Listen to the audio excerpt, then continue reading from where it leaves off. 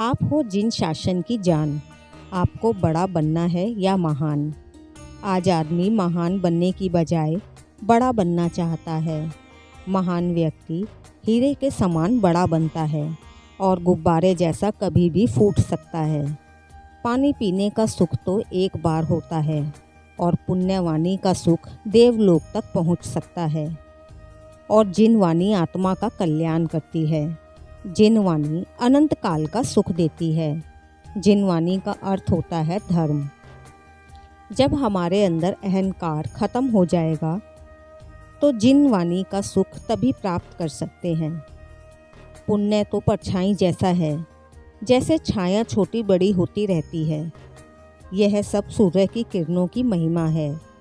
आपकी पुण्यवाणी आपको सबसे अच्छा दर्शाती है और पुण्यवाणी चली जाती है तो हमें बुरा ही दर्शाती है। जब पुण्य जमा होता है तो पाप भी जमा होता है।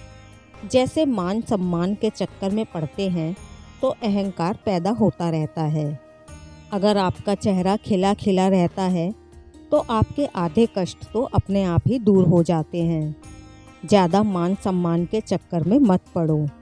मान सम्मान के लिए कहा गया है कि मान करण से मर रहे, रहा न जिसका वंश, तीनों को तुम देख लो, रावण कौरव कंस। जब पुण्यवाणी ना हो तो उसको दूसरों की बातें भी अपमान लगती हैं। एक कहावत है, जिसका मन छोटा उसका अपमान बड़ा और जिसका मन बड़ा उसका अपमान छोटा। एक नगरी के राजा थे। उनके पास सेवक सेविकाएं, धन, बड़ा महल सब कुछ था, पर उस राजा को थोड़ा अहंकार आ गया। तभी एक दूसरे देश के राजा ने उस पर आक्रमण कर दिया और घमंडी राजा युद्ध में हार गया। जिसके बाद राजा भागकर जंगल में चला गया। कई दिनों तक भूखा प्यासा दर दर की ठोकरें खाता रहा। फिर एक दिन राजा ने एक सेठ को देखा और उस सेठ से निवेदन किया, सेठ जी, आप मुझे अपने पास नौकरी पर रख लो, जिससे मैं भी आराम से खा पी सकूं। सेठ ने देखा व्यक्ति लग तो रहा है पुण्यवान, पर वक्त का मारा लगता है। सेठ ने राजा को अपनी दुकान पर नौकरी दे दी। अब राजा आराम से अपना जीवन बिताने लगा और सेठ जी की दुकान पर मन लगाकर काम करता रहा। एक दिन सेठ ने राजा से पूछ ही लिया कि तुम तो देखने में किसी अच्छे कुल के लगते हो। तब राजा ने बताया, मैं उसी प्रदेश का राजा था जहाँ मेरी आपसे भेंट हुई थी, पर अब मेरे पास कुछ नहीं है। अगर आप मेरी सहायता करें तो मैं फिर से पुण्य राजा बन सकता हूँ। मुझे आप 10 लाख सोने की अशर्फियाँ दे दें तो मैं आपको फिर से अपना राज्य प्राप्त करके दिखा दूँगा। सेठ ने बहुत सोच विचार के बाद 10 लाख अशर्फियाँ राजा को दे दी। अब राजा ने भी बहुत मेहनत करने के बाद अपने राज्य को दोबारा पा लिया और इधर अब सेठ का व्यापार धीरे धीरे घाटे की तरफ जा रहा था। सेठ नगर का सेठ था, लेकिन अब करोड़ों का कर्जदार हो गया था। सब कुछ बेच बाच कर कर्ज में डूबा शहर से बाहर एक झोपड़ी में रहने लगा। जब आदमी की पुण्यवाणी गिरती है तब सबसे पहले वही लोग भागते हैं जिन पर आपने उपकार किया हो। सोचने का नज़रिया है कि अपने किए उपकार नहीं, यह देखो कि बुरे समय में उपकारी की अवहेलना। बुरे वक्त में इसने मेरे खराब समय का मार्गदर्शन किया। आज सेठ इतना परेशान हो गया कि वह नगर का सेठ था, पर आज खाने के लिए भोजन भी नहीं था। सेठ को परेशान देखकर सेठानी ने कहा कि आपको याद है, एक बार हमने किसी को 10 लाख अशर्फियाँ देकर मदद की थी और अब वो नगर का राजा है। क्यों न एक बार मदद के लिए आप वहाँ पर जाओ।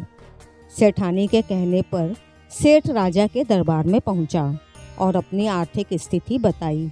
राजा ने अनसुना सा करते हुए अपने पहरेदार को सेठ के लिए बकरी देने का आदेश कर दिया। सेठ बकरी लेकर अपनी झोपड़ी में पहुंचा और सेठानी को सारी बात बताई। दुर्भाग्यवश बकरी 15 दिन में मर गई। सेठानी ने सेठ को समझा बुझाकर दोबारा दरबार में भेज दिया। सेठ ने राजा को फिर अपनी व्यथा सुनाई। राजा ने अब सेठ को एक भैंस दे दी। सेठ भैंस लेकर फिर अपनी झोपड़ी में पहुंचा और सेठानी को सारी बात बताई। दुर्भाग्यवश वह भैंस भी 3 महीने के बाद मर गई। अब सेठ सोचने लगा कि मैं राजा के दरबार में नहीं जाऊंगा, लेकिन सेठानी की जिद करने पर उसको फिर जाना पड़ा। वह दरबार में पहुंचा। राजा ने दरबारी के साथ सेठ के आगमन से नाराज होते हुए बोला, अब क्या चाहिए? सेठ ने अपनी समस्याएं बताई तो राजा ने उसको एक गाय दे दी। सेठ गाय लेकर वापस अपनी झोपड़ी की तरफ पहुंचा और सेठानी को सारी बात बताई। अब धीरे धीरे गाय का दूध बेचकर सेठ का भी भाग्य चमकने लगा।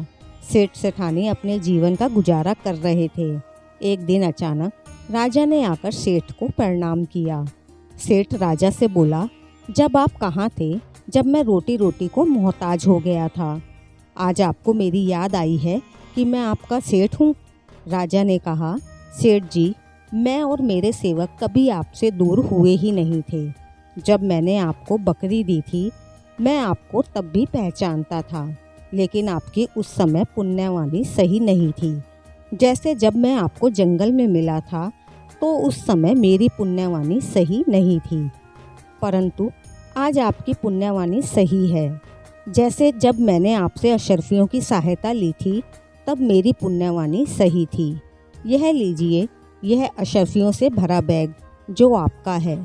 सेठ ने राजा की बात सुनकर राजा को धन्यवाद दिया कि जो ज्ञान आपने मुझे दिया कि मेहनत कभी व्यर्थ नहीं जाती, जो हमारी पुण्यवाणी से मिलती है, उसे मैं हमेशा अपने जीवन में याद रखूंगा। अब सेठ भी दोबारा नगर का सेठ बन गया।